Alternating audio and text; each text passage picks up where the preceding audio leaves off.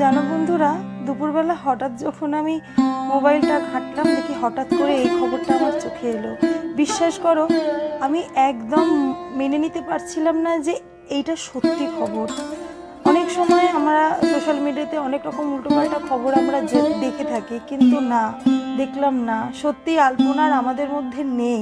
ভাবতে পারছি না, যখন ভাবছি না বুকের ভিতরটা ছ্যাঁত করে উঠছে। বিশ্বাস করবে না, গায়ে কাঁটা দিয়ে উঠছে।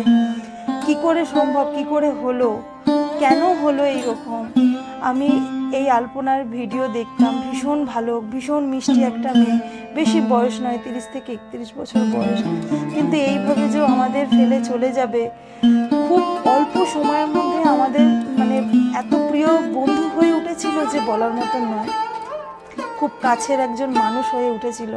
তাদের কথাবার্তা, তাদের সরলতা ভীষণভাবে আমার মন কেড়েছিল।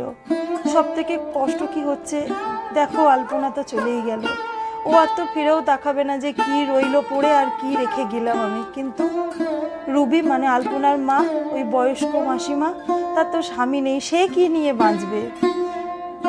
মানে সত্যি কথা, সন্তান হারানোর জ্বালা, স্বামী হারানোর জ্বালা একমাত্র যারা পায় এই যন্ত্রণাটা, তারাই একমাত্র বুঝতে পারবে যে এই কষ্টটা কত বড় কষ্ট।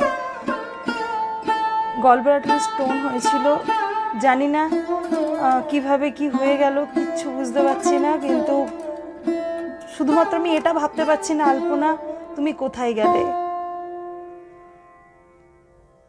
তুমি যেখানেই থাকো, তোমার আত্মার শান্তি কামনা করি, তুমি খুব ভালো থাকো। আশা করব তুমি যখন চলে যাচ্ছ আমাদের ছেড়ে, অনেক কষ্ট তুমি পেয়েছো, কিন্তু আর তোমায় কষ্ট পেতে হবে না। তুমি যে ঘুমের দেশে চলে গেছো, সেখানে তো শুধু শান্তি আর শান্তি।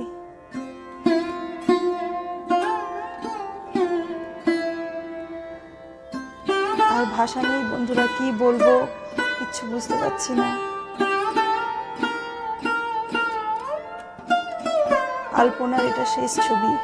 লাইভে এসেছিল, কিন্তু ভিডিও ক্লিপের মধ্যে এটাই শেষ ছবি। আলপনা, তুমি যেখানেই থাকো ভালো থাকো।